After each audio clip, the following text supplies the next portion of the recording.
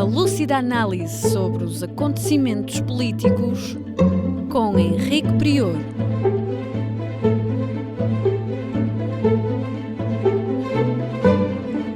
Política impura, na Rádio Transforma. Olá a todas e todos, boa tarde, bom dia, não, boa tarde. Estamos aqui diretamente do Porto, da cidade do Porto, em Portugal, pela Rádio Transforma, pela TVRC e pelos canais que nos ajudam. Todos os canais de esquerda que estão conosco, que agora eu vou dizer, porque a pessoa aqui não lembra de memória, que são a TVRC, né, TV Resistência Contemporânea, e vamos juntos agora tentar fazer uma retrospectiva do ano de 2024 no cenário político internacional. Para isso, nós vamos vamos convidar o Henrique Doria, que vai estar conosco para a gente falar um pouquinho sobre os cenários políticos possíveis, a evolução desse ano, de tudo que aconteceu, que foi não só no Brasil, mas na Europa, principalmente daqui da Europa, como pano de fundo para a gente fazer essa avaliação com o Henrique Doria. Pedimos a quem entrar, pedimos que curta, que compartilhe, que ajude a gente a difundir o nosso trabalho de resistência, porque nós não somos ligados a TVs, a nenhum canal patrocinado, não é? Eventualmente, não somos da mídia corporativa e enfrentamos uma resistência tremenda, como vocês sabem, para a gente levar o projeto adiante. Bom, estou esperando entrar aqui conosco o Henrique Doria, porque a gente vai falar que ano doido foi esse, né? E agora, às vésperas, a gente basicamente, em compasso de espera para uma terceira guerra mundial que se avizinha, não é? Quem são esses atores? O que eles estão programando? O que eles estão... como é que a gente pode escapar dessas arapucas que a política internacional nos coloca, né? Obrigada, Bruno. É isso mesmo. Eu vou colocar o seu comentário aqui na tela. Nós precisamos cada vez mais da união das esquerdas para vencer o fascismo que se avoluma, que está crescendo, que está chegando com força, não só no Brasil, mas na Europa, e os partidos de direita, de extrema-direita, todos crescendo, ganhando corpo, ganhando corações e mentes, e a gente não sabe como é que esse pessoal consegue dar uma dessa, né? Como é que a pessoa vai chegando, né, e se juntando a essa excrescência que é a extrema-direita, que fez tanto estrago, já fez tanto estrago no mundo, não é? E a gente ainda nessa. Flávio Dylan, boa tarde. Bruno, boa tarde. Maria Rosa, boa tarde. Obrigada por estar com a gente. Como é que é mesmo? Henrique está chegando, já vou embarcar o Henrique para a gente começar a falar. Eu também acho, Flávio, criticar o Lula com tudo que o cara tem enfrentado não é fácil, né? Então, não é fácil mesmo. É incrível que já a gente pode comentar a respeito do que o Lula está enfrentando com doença, com tudo que tem apresentado, e o cenário político, o cenário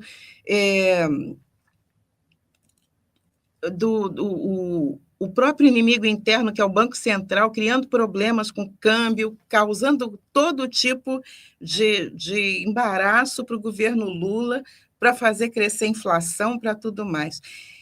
Enfim, vamos a isso. Henrique, quando você estiver pronto, me dá um sinal para eu te embarcar. Tá beleza?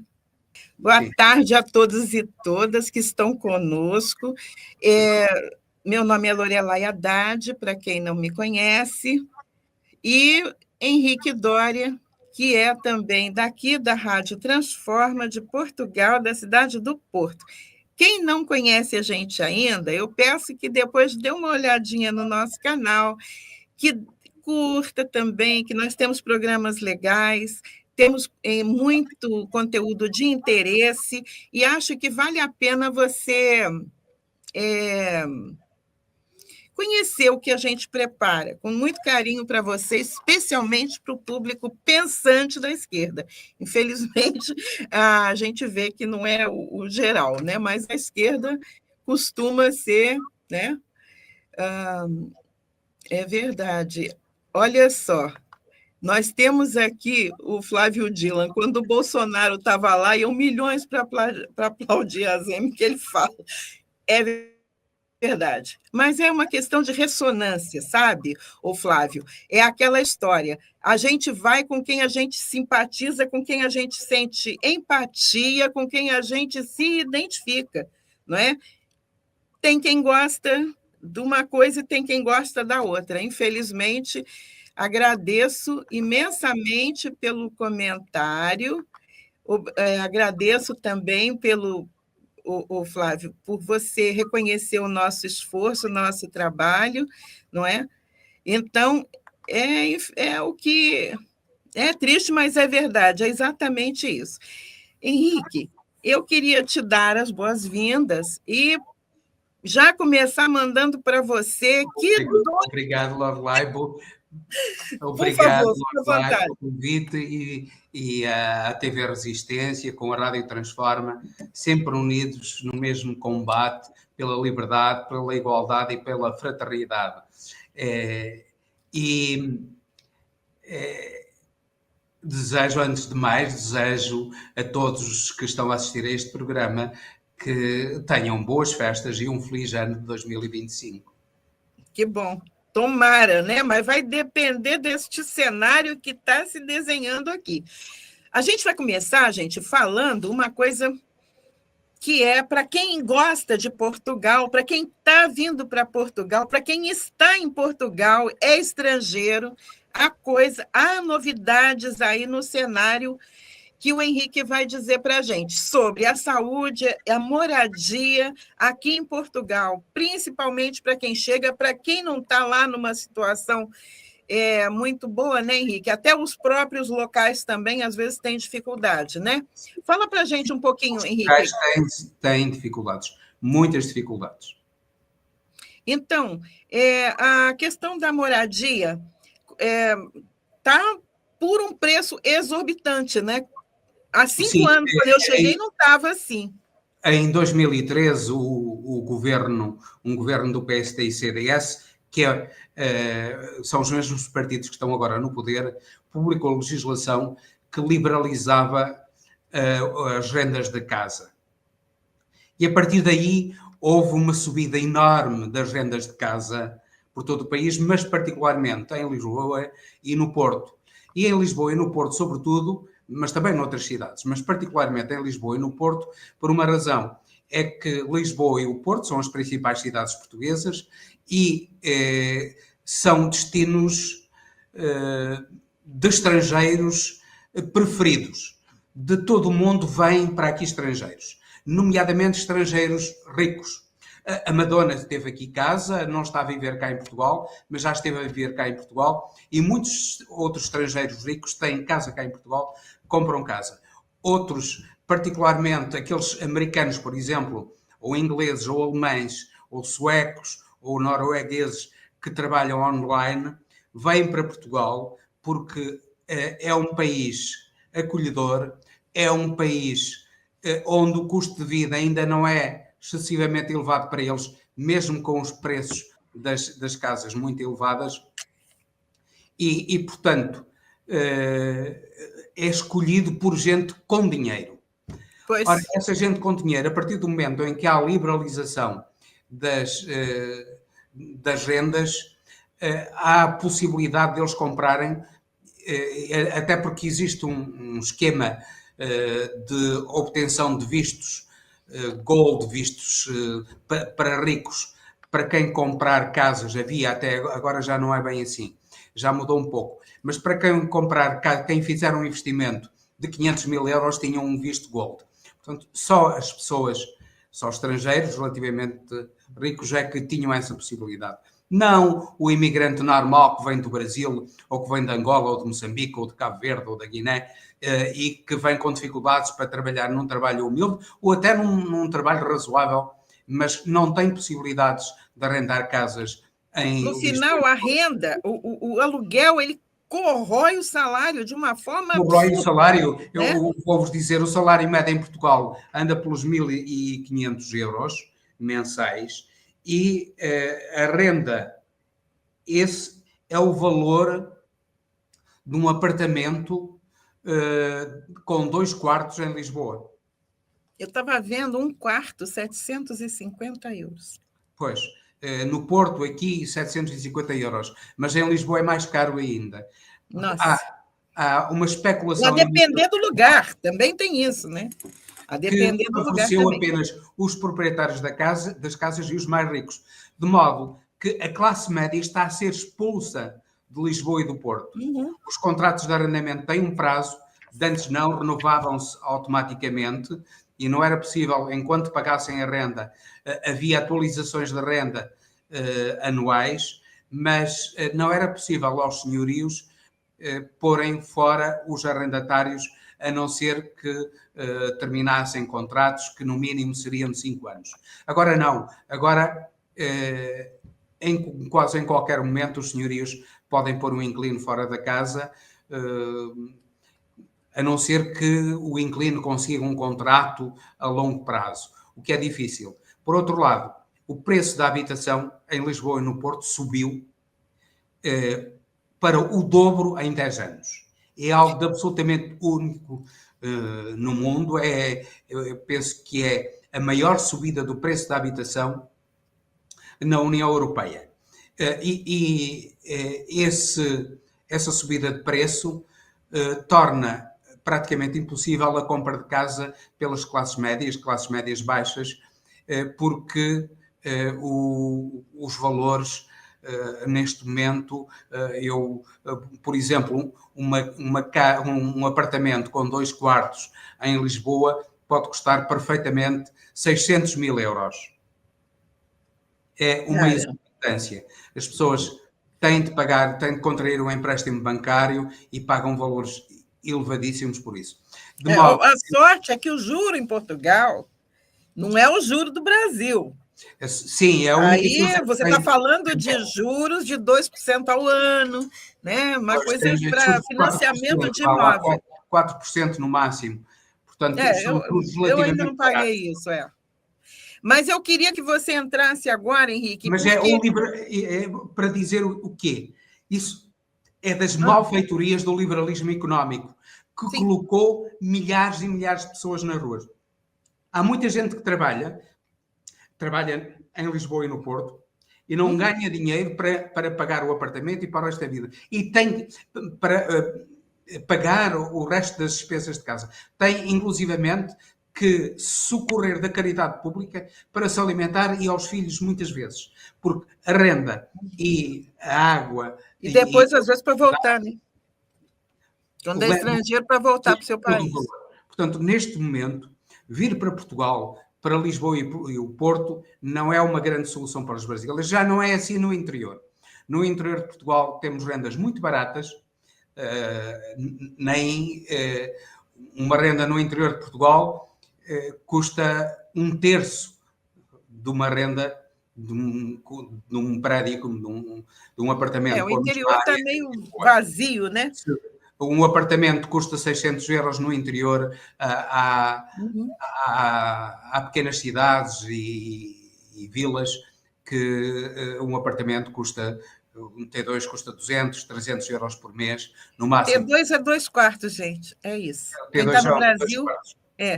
Agora, a pergunta, o comentário da Maria Rosa, que os americanos vindo para Portugal por causa do sistema de saúde.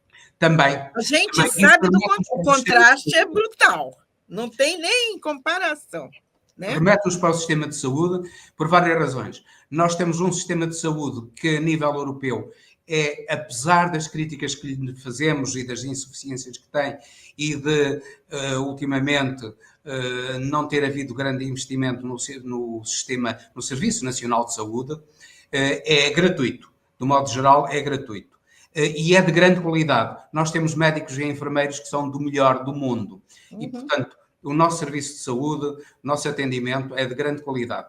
Por outro lado, mesmo até os seguros de saúde são muito mais baratos do que no estrangeiro. Sei lá, um americano por um seguro de saúde que pague, por exemplo, $1000 nos Estados Unidos, aqui paga 500. Portanto, compensa-lhe de longe vir para Portugal. Ainda há tempos foi entrevistado um casal de americanos em Portugal, estava numa casa com uma renda de 3.000 euros, o que para Portugal é imenso. Eles diziam que era muito barato porque estavam ali com vista para o mar, com vista para o rio, para o mar. Era uma casa com 4 quartos e os filhos que nos Estados Unidos pagavam um valor $1.500 por cada um estar na escola, num colégio, aqui pagavam 500 euros. Portanto, era um terço, pagavam aqui um terço do que pagavam lá. O custo de vida aqui é muito mais barato, muitíssimo mais barato do que nos Estados Unidos. De modo que eles estavam aqui muito bem, eles foram entrevistados pela televisão, os filhos estavam encantados, tinham uma liberdade, tinham segurança, estavam encantados de estar em Portugal. Quem tem dinheiro está muito bem nas cidades de Lisboa e do Porto. Já quem não tem dinheiro. Agora, a questão é que as pessoas que vêm sem nada e vêm arriscar é muito complicado, porque você está numa nova situação e sozinho muitas vezes, ou traz a família sem ter um emprego, uma coisa em vista, aí a coisa fica complicada, porque os preços, a especulação é gigante também. Isso a Maria Rosa está a colocar aqui uma pergunta que acho pertinente. É essa, exatamente. O visto de Golden teve fim? Não. Os vistos Golden não tiveram fim. Só que os vistos Golden são agora, sobretudo, dirigidos ao investimento fora de Lisboa e do Porto. E é um incentivo a que as pessoas comprem habitação e invistam e comprem empresas, instalem empresas fora de Lisboa e do Porto para terem um visto Gold. E isso já está a acontecer. Há compras de habitação e investimento em empresas fora de Lisboa e do Porto, portanto, dos grandes centros, para que lhe seja concedido um visto Gold. Ou seja, a pessoa que quiser vir e quiser comprar uma quinta, quiser abrir um pequeno negócio, indo para o interior, ela tem as vantagens do visto Gold. 500 mil euros. Já não tem mais para... Com muita facilidade. Se fizer isso no interior, tem muita facilidade. E devo dizer aos brasileiros que o interior de Portugal tem uma qualidade de vida que não se fica nada atrás das grandes cidades. Uma vida tranquila e tem tudo. Em qualquer vila do interior podemos encontrar piscinas excelentes, piscinas olímpicas até, cortes de ténis, bailado, ensino de línguas. O interior de Portugal é um espaço absolutamente maravilhoso que está a ser desertificado, lamentavelmente, porque tem imensa qualidade de vida, com museus, com património absolutamente extraordinário, que era bom que fosse visto, né, por mais gente, que as pessoas conhecessem. Fosse visto por mais gente. É fabuloso. E os brasileiros que tiverem poucas posses, que não tiverem um emprego qualificado, se quiserem vir para o interior, têm emprego facilmente no interior, com rendas de casa muito baixas, com custo de vida muito baixo e com tem tudo, no fundo tem serviços. Sobretudo a qualidade de vida, né? Que não dá até, por exemplo, a assistência de saúde, os centros de, nós chamamos unidades de saúde familiar, os centros de saúde têm muito mais fácil apoio no interior do que nas grandes cidades, porque há falta de médicos nas grandes cidades, mas no interior os centros de saúde vão tendo médicos para acudir à população, porque a população é pouca. E, portanto, até no que toca à saúde, de certo modo, tem melhores condições do que nas grandes cidades. É uma coisa estranha, mas é verdade. Agora tem aqui, tem um comentáriozinho danadinho. Deviam proibir a imigração dos Estados Unidos para eles verem como deve ser bom ser mexicano. Não é só mexicano, não, viu? Tem muita gente que tenta ir para lá. Coitados de nós, latinos, estamos no sal, né? Eles botam a gente assim. E brasileiro é pior ainda. Isso até dá vontade de rir, porque a população americana, do modo geral, é de uma ignorância, de uma estupidez. É uma coisa... Aquela gente que vota no Trump, que vota...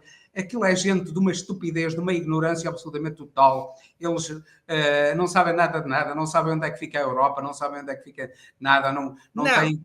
São de uma ignorância terrível. Agora... É importante, Portugal precisa muito de imigrantes, mas precisa de imigrantes sobretudo no interior. Neste momento nós temos, calcula-se que tenhamos uma falta de mão de obra, que tenhamos necessidade de cerca de 120 a 130 mil imigrantes por ano. Só na construção civil temos necessidade de cerca de 70 mil trabalhadores da construção civil. Portanto, quem vier para Portugal e quiser trabalhar na construção civil, por exemplo, no interior, tem toda a facilidade. Um motorista, por exemplo, tem toda a facilidade de encontrar emprego no interior, e os trabalhadores da construção civil não estão muito remunerados, não são muito bem remunerados, mas o motorista já é bem remunerado. Motorista, assim, de caminhão, essas coisas, fazer transporte, vai pela Europa e... De longo curso, aqueles que vão para a Europa chegam a ganhar 2.500 euros por mês. Poxa, nada mal, né? E fora que as estradas são ótimas, né? Vamos combinar que também tem essa vantagem maravilhosa. Portugal precisa de brasileiros e até precisava de médicos brasileiros. Infelizmente, há um corporativismo muito grande na ordem dos médicos portugueses que dificulta a vinda de médicos brasileiros. Mas nós temos imensa falta de médicos e, portanto, os médicos brasileiros que vierem para Portugal têm toda a facilidade. Alguma especialidade, Henrique? Todas as especialidades, todas. Mas particularmente a obstetrícia, por exemplo, tem imensa necessidade. E medicina interna também imensa necessidade. Olha, eu quero passar logo para você o seguinte. Então, temos um problema, porque apesar da gente, Portugal precisar de imigrante, temos partidos de extrema-direita em Portugal que quer barrar essa entrada, que acha que é um problema, que joga o ódio deles, aquilo que eles têm armazenado, né? Que às vezes querem falar... Isso é clássico. O script, gente, é mesmo igual. É igual. O estrangeiro vai tirar... Quem quer alcançar o poder por qualquer meio, não olhando a meios, utilizando a mentira, a falta de caráter, quem quer alcançar o poder usa um inimigo externo para envolver aqueles que não têm capacidade crítica para isso. Aqueles que não percebem a importância da diferença e a riqueza das diferenças. Falam de inimigos externos como se eles existissem e, por exemplo, falam do crime dos imigrantes. É mentira, a criminalidade entre os imigrantes tem menor percentagem em Portugal do que a criminalidade dos portugueses. Portanto, em termos de percentual, no que toca ao número de imigrantes vindos para Portugal e ao número de portugueses, a criminalidade entre os imigrantes é inferior percentualmente à dos portugueses. Supondo que nós temos 800, 750 mil ou 800 mil imigrantes, ou 1 milhão de imigrantes, por exemplo, enquanto a criminalidade entre os portugueses está nos 8%, nos imigrantes estará nos 4%. Portanto, estão a ver a diferença. É uma mentira. Mas, para quem não está informado... Aí esse discurso cola, né? Mas a realidade é essa, e os imigrantes, apesar de haver esses partidos, são bem-vindos em Portugal. Portugal é um país acolhedor, e são bem-vindos em Portugal. E agora, Henrique... Eu queria também dizer uma coisa, é que Portugal tem sido ultimamente, relativamente ao Serviço Nacional de Saúde, tem-se especulado que vêm estrangeiros aproveitar-se da nossa qualidade do Serviço Nacional de Saúde para fazerem cirurgias cá ou terem bebés cá e depois não pagarem ou pagarem pouco, porque nos países deles é tudo muito mais caro. Isso é verdade, mas aqueles que não pagam é absolutamente residual, porque se há estrangeiros não legalizados que têm acesso ao serviço de saúde, mas eles estão cá, trabalham cá e têm direito a aceder ao serviço de saúde, mesmo que não estejam legalizados. Portanto, e Brasil e Portugal também têm um convênio, né? Mais uma mentira da extrema-direita contra os imigrantes, que tem um pequeníssimo fundo de verdade, é uma coisa muito residual. Por exemplo, no ano passado foram cerca de 60 mil pessoas não legalizadas que recorreram aos serviços do Serviço Nacional de Saúde, mas a quase totalidade dessas pessoas era gente que trabalhava em Portugal e vivia aqui com um caráter de regularidade de permanência. Bom, e tem mais um detalhe, que a gente vê, Henrique, que nós temos... Oi? A Maria de Jesus deu-nos boa tarde. Sim. Boa tarde para a ela. Maria de Jesus, arte pulsante. Eu quero agradecer ao Flávio Dylan, a Maria Rosa, a Maria Clara da Costa Mota, esse pessoal que vai chegando, eu vou falando, e já falei outros nomes também, e quero agradecer por estar aqui conosco nessa tarde, para a gente conversar sobre esse cenário doidão de 2024, que deu um nó na cabeça da gente, a gente está ali ainda administrando. Olha, eu não sei... Estamos a falar muito em Portugal e o mundo... Sim, eu estou falando que é isso, mas Portugal está na Europa e a gente está vendo uma Europa doida. A Europa entrou numa crise de insanidade, né? Porque a Europa que eu admirava, a Europa que tinha uma postura, né, soberana diante dos Estados Unidos, diante da OTAN, diante da... Enfim... Era uma postura muito autônoma. Agora isso não está mais, né, Henrique? O que está acontecendo? O que aconteceu com a Europa, que está apoiando Zelensky, que está indo dando apoio para uma guerra, que está está apoiando tudo quanto é mal feito do mundo. A Europa está entrando. Qual é o da Europa? Entrou numa crise paranoica? É uma crise da democracia, é uma crise das democracias europeias. As lideranças europeias são muito fracas. Por exemplo, neste momento, a Presidente da União Europeia, a Ursula von der Leyen, está a ser julgada criminalmente por prejudicar a União Europeia e os países europeus no negócio das vacinas contra o Covid-19. E isso é sinal da degradação, da corrupção que graça nas instituições europeias. Por outro lado, países como a França e a Alemanha estão numa crise enorme. Basta dizer-se que a França, já em 2024, teve 4 primeiros-ministros. Em 2024. Vejam a instabilidade que está em França. Quem diria, né? Quem diria?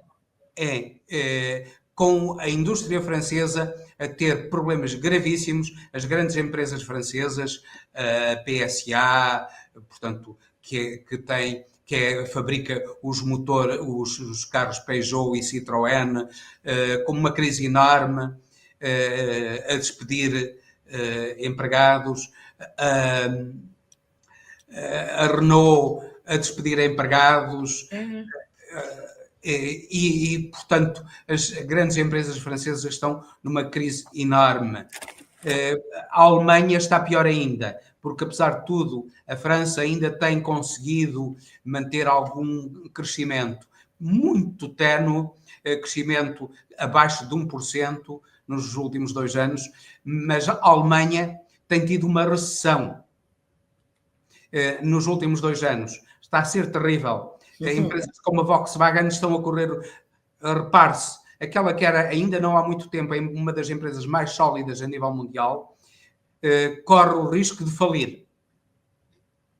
Está a despedir imensa gente. Volkswagen, Mercedes, Audi, a Siemens, grandes empresas alemãs estão a despedir pessoal ou a mudar-se para outros países. E porquê? Tudo por causa desta guerra da Ucrânia e das sanções que foram lançadas. Uma guerra por procuração, né? Uma guerra inventada para favorecer os interesses americanos e que está a dizimar a indústria europeia. A Europa, vamos lá ver, não, há 20 anos o PIB da União Europeia era superior ao dos Estados Unidos. Neste momento, do conjunto dos países da União Europeia, neste momento é inferior. Repare-se. A União Europeia está numa crise como nunca existiu. Porquê? Por causa da energia. A União Europeia obtinha energia a baixos preços, o gás e o petróleo a baixos preços da Rússia, e com as sanções a União Europeia deixou de comprar petróleo e gás à Rússia, está a importar gás e petróleo de outros países, mas ao triplo do preço que pagava anteriormente. Quem sofre com isso? A população. Vamos lá ver. A energia é o essencial para os custos de produção de uma empresa. Aumentando os custos da energia, os custos de empresas como a Volkswagen, que tem alto consumo energético, as empresas de automóveis ou de eletrodomésticos, como a Siemens. Fora a concorrência da China, né? dos elétricos da China. Também já lá vamos. Mas essas empresas que têm um elevado consumo de energia, essas empresas viram os custos de produção aumentar imenso. Ora, a verdade é que os custos de produção de concorrentes da União Europeia, em particular da China, não aumentaram. De modo que a China está a colocar na Europa os seus produtos, nomeadamente os seus automóveis, a preços para os quais a União Europeia não tem capacidade de competir. Precisamente por causa da energia, porque a China está a comprar energia à Rússia a preços muito baixos, a cerca de 1/3 daquilo que compra a União Europeia. Daí, um dos principais fatores do custo de produção na indústria, nomeadamente a indústria automóvel, está a beneficiar altamente a China, e os automóveis elétricos chineses estão a entrar aqui na Europa, mas também juntamente com os americanos da Tesla, que foram os primeiros a entrar. Agora são os chineses. A Tesla está a perder mercado a favor dos chineses. Quer dizer, os chineses, na verdade, botaram a Tesla também para baixo. Estão a pôr a Tesla também para baixo. Agora, a União Europeia acordou tarde para os veículos a eletricidade. E agora a maior parte dos veículos comprados começam a ser a eletricidade. É verdade. E, portanto, a União Europeia perdeu nessa competitividade. A União Europeia está a desindustrializar-se e corre o risco, no fundo, de ser o museu do mundo. Porque se há património, se há história no mundo, ela existe particularmente e é particularmente rica na União Europeia. Países como a Itália, como a França, como a Espanha, como Portugal, como a Alemanha, a Inglaterra, têm um património, a Polónia tem um património absolutamente fabuloso, um património histórico absolutamente fabuloso e bem preservado. Agora tem um comentário aqui que eu queria que você pegasse o gancho para a gente falar sobre o crescimento da extrema-direita, né, na Europa, que está uma coisa indecente. Aí você já linka com a ONU, que teve ontem um papel feinho, porque, aqui, boa tarde, camaradas anti-imperialistas, o Chega é contra os imigrantes legais, porque eles querem os ilegais para escravizar. É isso mesmo, eles querem os imigrantes legais. Eles sabem que dificultando a imigração legal, se o país tem necessidade de imigrantes e, portanto, vêm os imigrantes ilegais. E os imigrantes ilegais são mão de obra muito mais fácil de escravizar, claro, e muito mais barata, porque não têm qualquer apoio do próprio Estado. E daí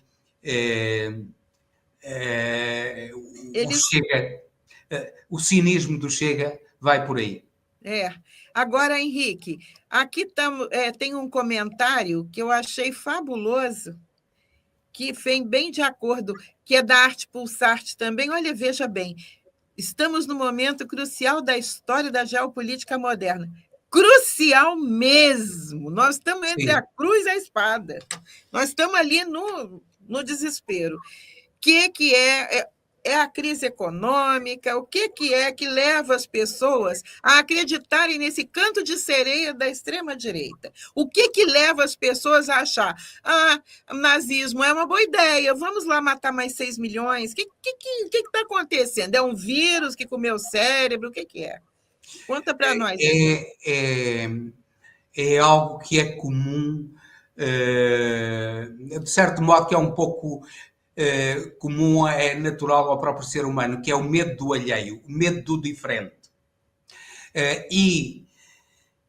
Aquela fala da mãe da gente, não fale com estranhos, só que os estranhos somos os outros todos. E aquilo que a extrema-direita está a fazer a nível mundial é provocar o medo do diferente, o medo do alheio. E o medo olha, o Hitler dizia que o rei do medo era o rei do mundo. E por isso ele instituiu o terror em todo o lado. Porque o medo era o rei do mundo. Dizia o Hitler. Ora, é isso que a extrema-direita está a fomentar. E esse medo só é combatido com a cultura, particularmente com o respeito pelo outro, com a educação, e por educação isso é muito mais vasto do que o ensino, porque educação é o ensino e o nosso comportamento, o nosso relacionamento com o outro. E nós não somos nada se não nos relacionarmos com o outro. Ninguém vive sozinho no mundo. Ninguém. A Margaret Mead perguntar-lhe um dia qual era o primeiro sinal de civilização e ela disse a tíbia de uma pessoa, de um hominídeo. De um hominídeo, não, já era de um homem, a tíbia curada, uma tíbia partida, fraturada, que foi curada por terceiros. Isso foi o sinal de que houve uma entreajuda e alguém que estava destinado a morrer porque não conseguia ele só curar a fratura de um era um osso, ferimento que seria mortal sozinho, né? Seria mortal, deixou de o ser porque ele teve a ajuda de outro ser humano. Isso mostrou que é houve ali uma compaixão, um cuidado, né? compaixão, mas mostrou humanidade. E é isso que nos Que nos torna humanos. difere. É isso. E aí, com isso, eu vou pegar a fala aqui da Maria Rosa, que ela diz que a mentira tem perna curta, mas a danada corre.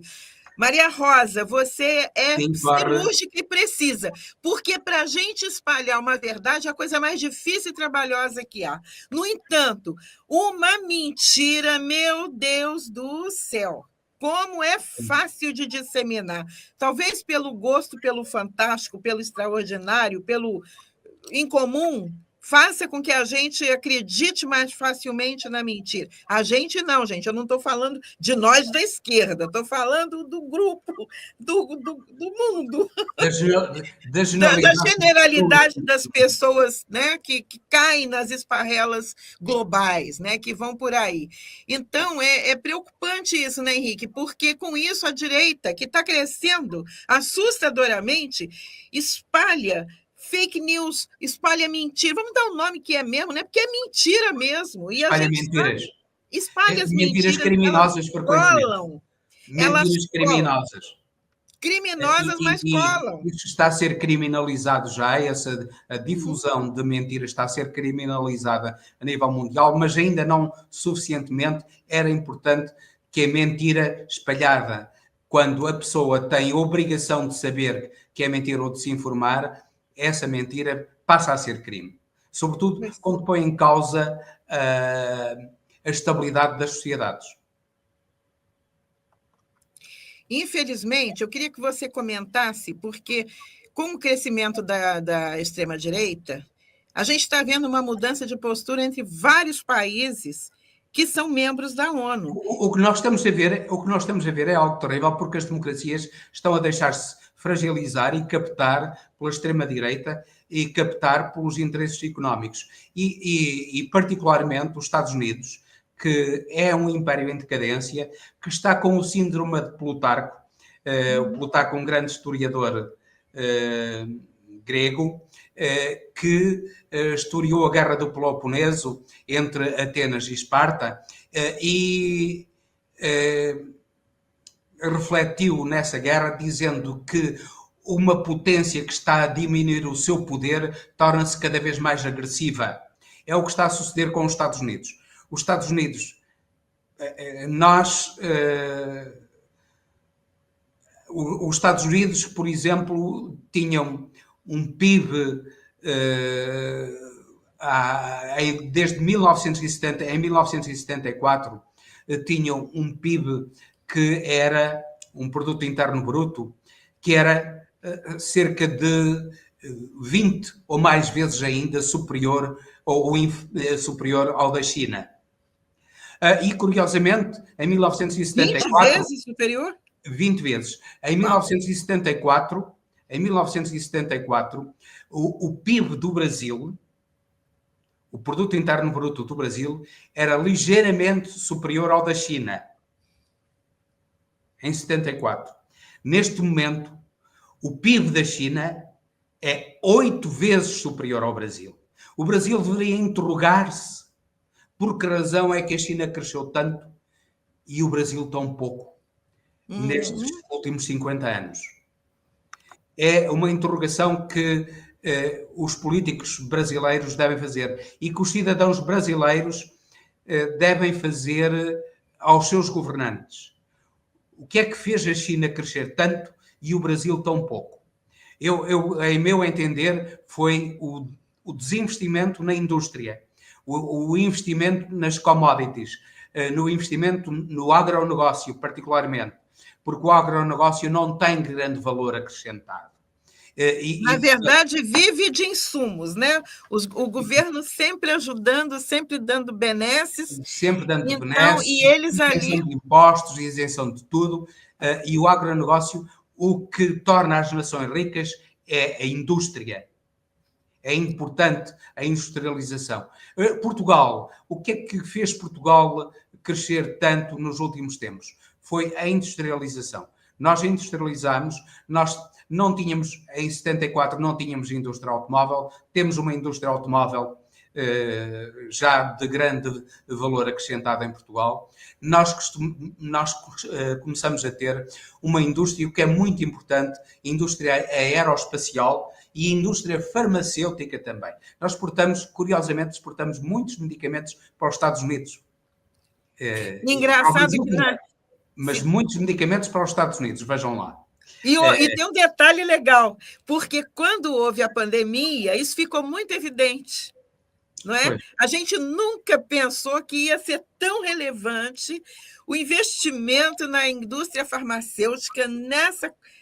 Imagina, a gente não ficar dependente de outro para uma vacina, para um remédio, né? Infelizmente, a União Europeia, tornou-se dependente das empresas americanas e a investigação científica na União Europeia está a marcar passo, enquanto que os Estados Unidos estão a investir muito e a China muito mais. A China, neste momento, está a procurar dominar o mundo e a ascender por via da economia. Há aí um erro também da própria China. Para além da China ser uma ditadura e, portanto, há um controle das liberdades na China, mas a China, apesar disso, tem tido um crescimento notável porque tem planeado. Porque a riqueza não está só na vontade de investimento dos privados e de investimento em coisas que muitas vezes os privados não têm interesse em investir, nomeadamente... Principalmente porque leva muito tempo para dar retorno. Né? Para dar retorno nas infraestruturas. Eles não estão preocupados, eles não estão interessados nisso. O chinês, ele pensa muito a longo prazo, né? Aéreas, infraestruturas de estradas, de autoestradas, sobretudo do caminho de ferro, dos caminhos de ferro, particularmente na alta velocidade. A China tem alta velocidade que é superior em extensão a todo o resto da alta velocidade do mundo. Claro que isso dá vantagens de competição à China enormíssimas. Pois é, e nós tivemos no governo da Dilma que queria investir, né, nos transportes ferroviários de alta velocidade, e principalmente para fazer ponte Rio-São Paulo, né, que é sempre muito complicado. Fizeram um auê, não deixaram de jeito nenhum, né? E aqui, como está dizendo aqui o Flávio, né? A gente tem uma bancada de agronegócio que não deixa o Brasil ir para frente. Infelizmente, é o que nós temos visto. É um entrave à industrialização. É um entrave, é inimigo do Brasil. O Brasil já teve uma indústria aeronáutica muito importante que desmantelou. Sim, mas é terrível, não é? Era muito importante que, se os empresários brasileiros não investirem, o Estado que invista, o Estado brasileiro que invista na ciência, na investigação científica, que invista no conhecimento e que invista nas indústrias ligadas ao conhecimento. Isso é muito, muito, cada vez mais importante. Nós estamos nos aproximando E é isso que está a fazer a decadência dos Estados Unidos e é isso que está a fazer estas guerras na Síria, na Ucrânia, na Palestina, porque no Iraque, em todo o lado em que os Estados Unidos estão a meter-se em guerras, é uma forma de manterem o seu poder, de manterem o seu domínio. Por exemplo, na Síria, eles roubaram petróleo, eles roubaram trigo. É algo de terrível, de absolutamente de criminoso o que os Estados Unidos estão a fazer em muitos países a nível mundial. E em vez de, como disse o Biden quando tomou posse, fez um discurso muito interessante em que dizia: os Estados Unidos devem liderar o mundo pela força do exemplo e não pelo exemplo da força. Ele fez exatamente o contrário. Eles continuam a liderar o mundo pelo exemplo da força e não pela força do exemplo. Portanto, estão condenados à decadência, porque a indústria militar, o complexo militar industrial, não traz a riqueza das nações. Repare-se, há um investimento enorme na China, por exemplo, nas infraestruturas, na construção civil, por exemplo. Na China, a habitação teve um crescimento enorme e isso faz crescer faz crescer enormemente o país, porque a habitação arrasta outras indústrias, desde o tijolo, o ferro, o aço, o vidro, as madeiras, o mobiliário, a decoração, tudo isso. Há um conjunto enorme de indústrias que vão ser catapultadas através do investimento na construção civil. E a China tem feito isso. Os Estados Unidos não. Portanto... é uma diferença, né, Henrique? Quem olha para si e quem está mais ligado em destruir os outros. Eu não estou a defender a China, estou a limitar-me a constatar. Não estou a defender a China porque não defendo uma ditadura, mas estou a constatar as vantagens que... Mas a gente está falando em modelos de governança. O modelo económico chinês, não o modelo político, mas o modelo económico chinês tem. É isso, um investimento essencial do Estado, que também é curioso, não é muito conhecido, mas o Estado, quando investe, ele socorre-se também do Conselho, das autarquias locais, portanto, de tudo aquilo das cidades, das vilas, das aldeias, das comunas. Ele socorre-se também do Conselho e da opinião dos privados para decidir. Não é o Comitê Central do Partido Comunista ou os ministérios chineses que decidem por si só. Há uma rede de comunicação entre os decisores e a generalidade da sociedade, incluindo os decisores, os privados na sociedade, os investidores, e é essa rede de comunicação que faz o crescimento económico da China enorme, que fez com que a China, nestes 50 anos, passasse de estar abaixo do Brasil, ligeiramente abaixo do Brasil economicamente, e neste momento está 8 vezes acima do Brasil, para as pessoas perceberem. Então, você vê, né? Eu queria que você agora, para a gente amarrar e fechar, para a gente sair no horário, eu queria que você fizesse uma antevisão, um cenário possível que você vislumbra para 2025, nessa confusão que está o planeta Terra neste momento. A gente tem o Oriente Médio, o Médio Oriente, como, a depender de que lugar do hemisfério você esteja, se está no norte ou no sul. Então, o que você acha? O que está sendo plasmado para 2025, Henrique? Para 2025, apesar dos protestos da União Europeia para acabar para a continuação da guerra na Ucrânia, a guerra vai acabar, porque neste momento há batalhões ucranianos a desertar, porque neste momento não tem a mínima capacidade, a Ucrânia não tem a mínima capacidade de luta, e não é a União Europeia que vai para lá lutar ao lado dos ucranianos para impedir uma derrota, porque, pelo contrário, seria então uma derrota gravíssima da União Europeia, porque conduzia a uma guerra nuclear. E a União Europeia seria dizimada, seria a primeira a ser dizimada com uma guerra nuclear. Portanto, a guerra vai acabar no próximo ano na Ucrânia.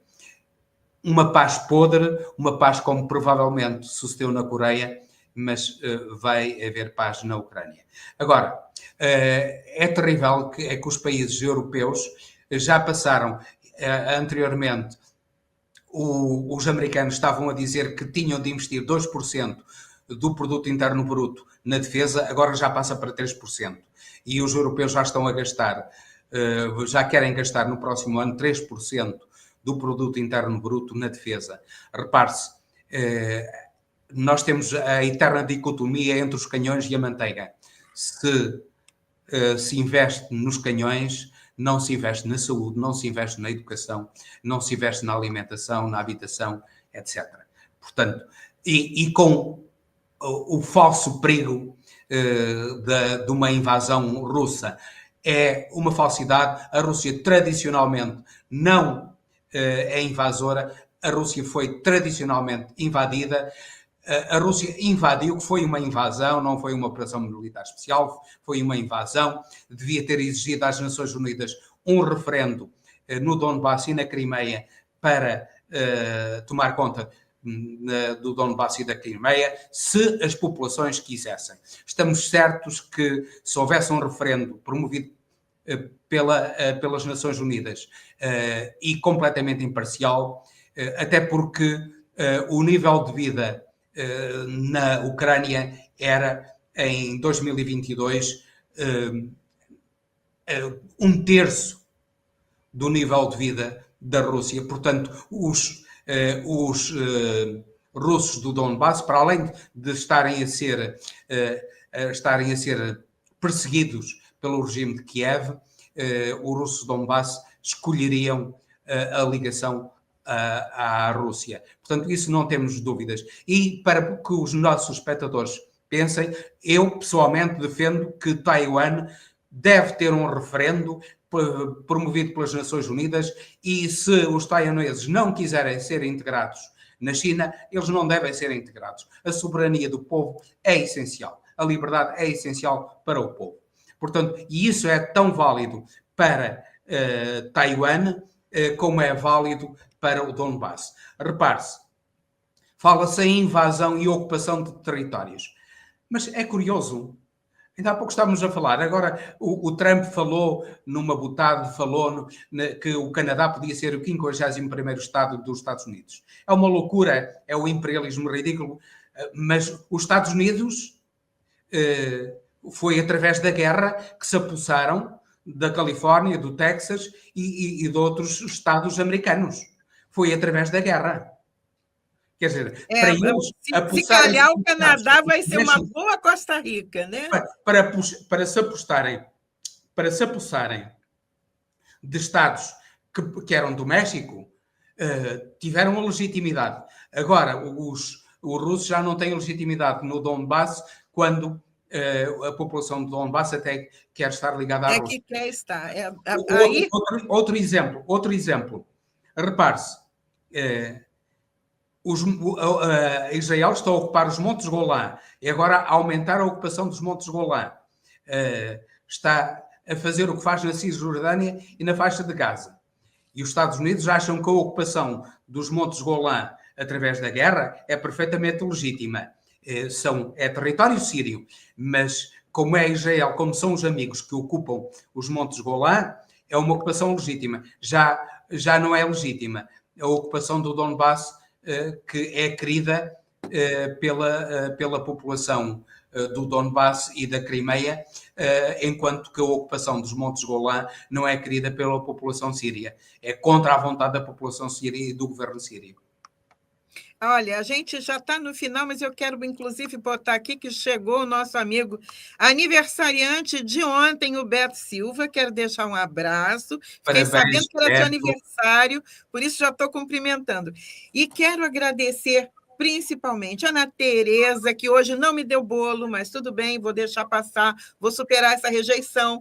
Paulo Samsung, Paulo Fernandes, Maria de Jesus, Flávio Dilo, alguns eu já falei, tá, gente?